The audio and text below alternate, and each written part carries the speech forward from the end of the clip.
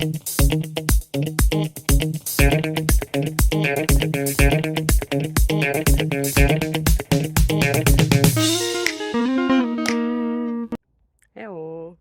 So today is sports day, so it's time to do something for us, for our body, and of course for our mind. So how about this next question?